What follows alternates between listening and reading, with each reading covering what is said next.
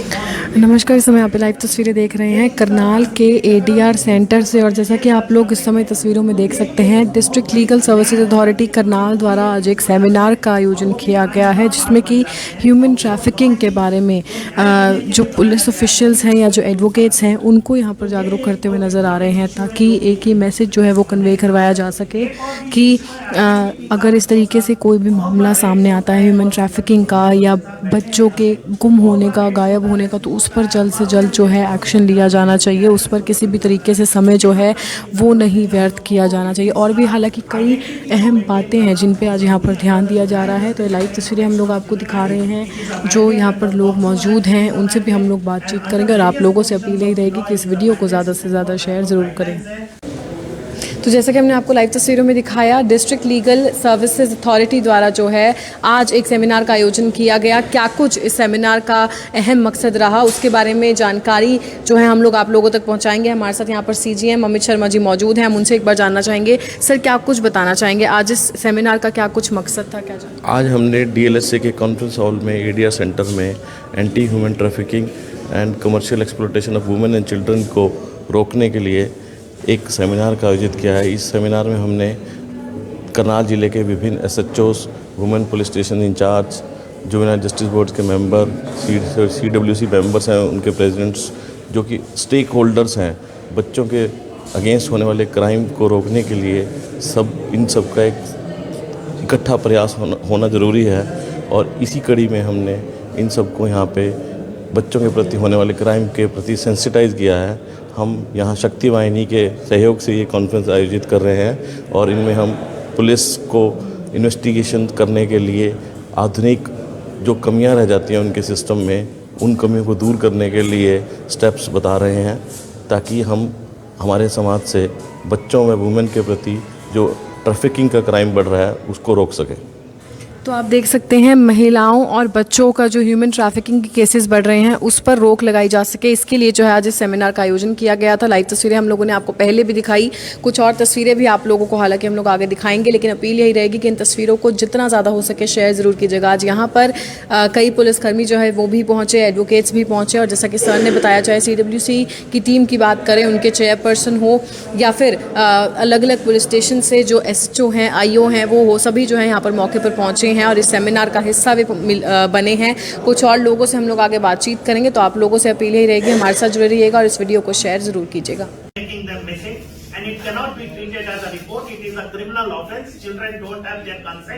उनकी अपनी मर्जी नहीं होती है, अगर वो कहीं जा रहे हैं तो कोई ना कोई उसको बरगला रहा है या कुछ कर रहा है। It's a criminal offence and we don't want to do anything and we are going to issue orders. इस पर केस दर्ज हो रहा है। एंड नाउ हमारे सामने एक बहुत बड़ी एक मैग्नीट्यूड में हम लोगों के सामने में ये आंकड़े आ रहे हैं कि कितने बच्चे मिसिंग हुए। 55 बचाओ आंदोलन यूनियन ऑफ इंडिया की जजमेंट है, इसके लिए DGP साहब से आप लोगों को स्टैंडिंग ऑर्डर मिलाया होगा। तो इसमें जो एक इम्पोर्टेंट अभी इसमें पॉइंट आ रहा है कि आप जो लॉ एनफोर्समेंट एजेंसी से कृपया करके कभी भी मिसिंग चार्ज का अगर केस दर्ज होता है, हमारे समाज का एक ऐसा मुद्दा जिस पर गंभीरता से विचार करने की जरूरत है। हालांकि हम अपने फायदे के लिए बच्चों को खरीद लेते हैं कि हमें अपनी दुकान पर काम करवाना है, अपने घर में काम करवाना है, और इस तरीके से एक ऐसा गिरोह बन जाता है जो लगातार आगे बढ़ता हुआ काम करता हुआ नजर आता है। लेकिन आज करनाल ने इसी मुद्दे पर बातचीत करने का प्रयास किया है। शक्ति वाहिनी जो एक NGO है, उसने डिस्ट्रिक्ट लीगल सर्विसेज अथॉरिटी के साथ मिलकर एक सेमिनार आयोजित किया, जिस सेमिनार में तमाम करनाल के जो थाने हैं, जो चौकियां हैं, पुलिस स्टेशन है, वहां के जो IO हैं या SHO हैं, उनको बुलाया गया, तमाम वकीलों को बुलाया गया। यहां पर CGM साहब भी पहुंचे हैं, साथ ही साथ जो शक्ति वाहिनी के प्रेसिडेंट हैं वो भी पहुंचे हैं, CWC से भी पहुंचे हैं, और पुलिस के अधिकारी DSP साहब भी पहुंचे हैं। सबसे हम बातचीत करेंगे और समझने का प्रयास करेंगे कि जो हम मानव तस्करी करते हैं, क्योंकि करनाल के अंदर स्पा सेंटर भी चल रहे हैं, वो भी उससे कहीं ना कहीं जुड़े हुए हैं। जो हम स्टेशंस पर देखते हैं या रेड लाइट्स पर देखते हैं, जो बच्चे भीख मांगते हैं, वो भी उससे कहीं ना कहीं कनेक्टेड हैं, और उस पर किस तरीके से ब्रेक लगाई जा सकती है। क्योंकि करनाल ब्रेकिंग न्यूज़ ने कई बार जो स्टेशन पर भीख मांगते हैं उनका मुद्दा भी उठाया,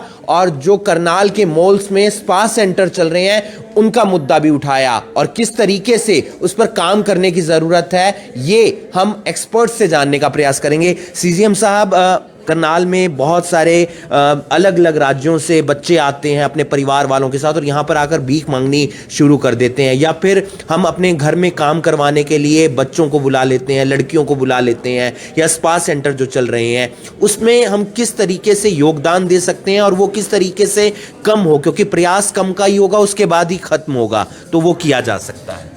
जैसा कि सब जानते हैं कि हमारे संविधान में आर्टिकल 23 व 24 में बच्चों से किसी भी प्रकार की बेगारी व उनसे 14 साल से कम उम्र के बच्चों से किसी भी तरह का काम लेना जुर्म है, और ये बच्चों के एक फंडामेंटल राइट्स के प्रोविज़न में चैप्टर में आर्टिकल 23 व 24 हैं। तो इसी कड़ी को ध्यान में रखते हुए, क्योंकि ह्यूमन ट्रैफिकिंग एक ज्वलंत मुद्दा है जो कि बच्चों में वुमेन जो कि हमारे समाज का सबसे वीकर सेक्शन है, उनको पैसे का प्रलोभन देकर जो उनका एक्सप्लॉयटेशन किया जाता है, इस क्राइम के प्रति सब स्टेक होल्डर्स को सेंसिटाइज करने के लिए हमने शक्ति वाहिनी एनजीओ के साथ मिलकर यह सेमिनार आयोजित किया है, ताकि हम सब स्टेक होल्डर्स को उनके दायित्व के प्रति जागृत कर सकें और समाज में होने वाले बच्चों के प्रति व महिलाओं के प्रति ह्यूमन ट्रैफिकिंग को रोक सकें। जो स्पा सेंटर चल रहे हैं उसमें जो विक्टिम होती हैं, यानी कि जो लड़कियां काम कर रही होती हैं, पुलिस उनको जरूर गिरफ्तार कर लेती है या उन पर कार्रवाई हो जाती है, लेकिन जो उनको लेकर आते हैं नेपाल से, जो बड़े बड़े दलाल होते हैं, जो रैकेट होती हैं, बड़ी मछलियां होती हैं, उन पर काबू नहीं हो पाता। क्योंकि आप जज हैं, सीजीएम हैं, आप इन तमाम चीज़ों को देखते हैं अपनी आंखों से, तो उस पर किस तरीके से साफ कंट्रोल हो सकता है? इसी मुद्दे को जागृत करने के लिए, इसी इशू के ऊपर हमने एसएचओज़ को अवेयरनेस करवाने के लिए यह सेमिनार आयोजित किया है, ताकि सब आईओज़ व एसएचओज़ जो ये एंटी ह्यूमन ट्रैफिकिंग के व्यापार में लिप्त हैं उनको पकड़ें, मूल स्रोत को पकड़ें जहाँ पे उनका सोर्स है। जैसे कि झारखंड में, बिहार में व अन्य किसी राज्यों से किसी भी व्यक्ति को पैसे का प्रलोभन देकर यहाँ पर उनका सेक्सुअल एक्सप्लॉयटेशन करना एक दंडनीय अपराध है। और इसी इशू के तहत हमने एसएचओज़ को ये जागृत किया आज कि वो मेन सोर्स को ढूंढें, ताकि इस क्राइम को रोका जा सके। क्राइम को रोकना है और उसके लिए समाज के हर वर्ग को आना पड़ेगा आगे, चाहे वो न्यायपालिका हो या पुलिस हो या सीडब्ल्यूसी हो या तमाम मीडिया कर्मी हो या फिर आम जनता हो, क्योंकि समाज जो बनता है वो तमाम अलग अलग वर्गों के एक हिस्से से बनता है, ना कि एक वर्ग का काम होता है कि समाज को चलाया जा सके। रविकांत जी, आप सुप्रीम कोर्ट के वकील भी हैं और शक्ति वाहिनी को आप 12 राज्यों के अंदर चला रहे हैं। किस तरीके से आप लोगों को जाकर एक संदेश देते हैं, बताते हैं, समझाते हैं कि आपको इन पॉइंट्स पर काम करने की जरूरत है? जैसा कि सीजीएम साहब ने बताया कि कन्वर्जेंस बहुत जरूरी है डिफरेंट स्टेक होल्डर्स के बीच में, तो हम लोग लगातार डिफरेंट स्टेक होल्डर्स डिस्ट्रिक्ट्स में जा करके, स्पेशली जो डेस्टिनेशन एरियाज़ हैं जहां पर विक्टिम्स को लाया जाता है, उन सब राज्यों डिस्ट्रिक्ट्स में जा करके हम लोगों को जागृत कर रहे हैं, कन्वर्जेंस लाने की कोशिश कर रहे हैं, ताकि सब एजेंसीज मिल करके काम कर सके। और आपको पता है कि डिस्ट्रिक्ट लीगल सर्विसेज अथॉरिटी का एक बहुत बड़ा एक इनका मैंडेट है, उस मैंडेट के तहत में ये कन्वर्जेंस को लाना एक बहुत एक आसान मैकेनिज़्म है, तो उसकी कोशिश की जा रही है कि सब एजेंसीज को लाके अकाउंटेबिलिटी हर एजेंसी की बनाया जा सके, क्योंकि लीगल सर्विसेज मॉनिटर भी करते हैं इन सब केसेस को, तो अकाउंटेबिलिटी लाया जाए और सबको इसमें योगदान लिया जाए, ताकि हम लोग इस अंकुश लगा सके। पर यह अपराध लगातार बढ़ रहा है डिफरेंट राज्यों से। कोविड-19 के बाद में भी इसकी वनरेबिलिटीज़ बढ़ रही है, बहुत लोगों को लाया जाएगा। यूएनओडीसी, यूनिसेफ ऐसी एजेंसीज़ ने फ्लैग ऑफ किया है, तो इसलिए ये कन्वर्जेंस जो आज हम लोग कोशिश कर रहे हैं, और जैसा सीजीएम साहब ने बताया कि इसको लाने की बहुत ज़रूरत है, ये सबसे इम्पॉर्टेंट इशू है इस समय का। कोरोना के बाद जो है गरीबी भी बढ़ी है जिस तरीके से हमने देखा है, तो उसके कारण जो लोग हैं वो भी इस तरफ बढ़ते हुए नजर आ रहे हैं, क्योंकि उन्हें पैसे की जरूरत है। तो किस तरीके से समाज के बाकी वर्ग, चाहे वो मीडिया कर्मी हो, पुलिस हो, सीडब्ल्यूसी हो, डिस्ट्रिक्ट लीगल सर्विस अथॉरिटी हो या आम पब्लिक हो, वो इस पर किस तरीके से अंकुश लगा सकते हैं? एकदम ये बहुत ज़रूरत है। और आपने राइटली कहा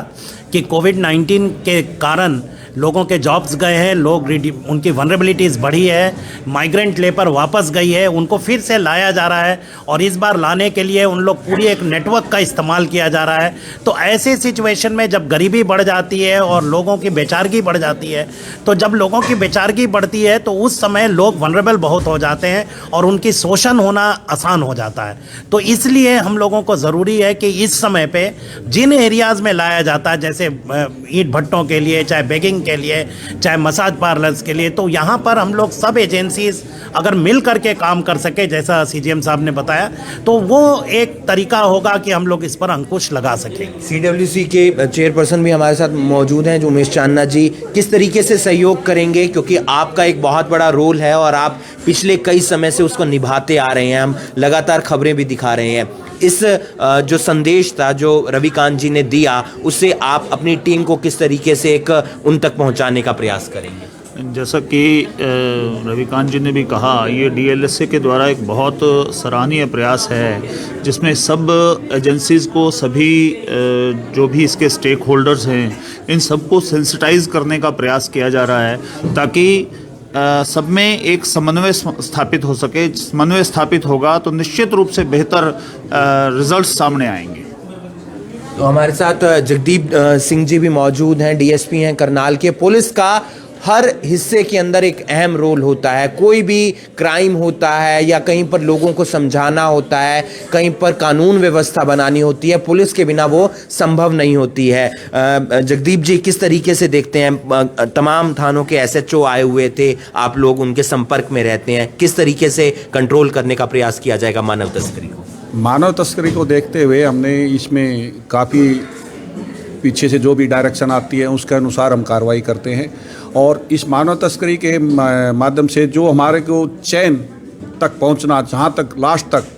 ये हमारे को पूरी डायरेक्शन रहती है पूरे आईओ को और इन्वेस्टिगेशन ऑफिसर को, कि भाई इसकी चैन को कैसे ब्रेक किया जाए। और इसी तरह हमने जो अभी काफ़ी बच्चे बाहर विदेश में गए हुए थे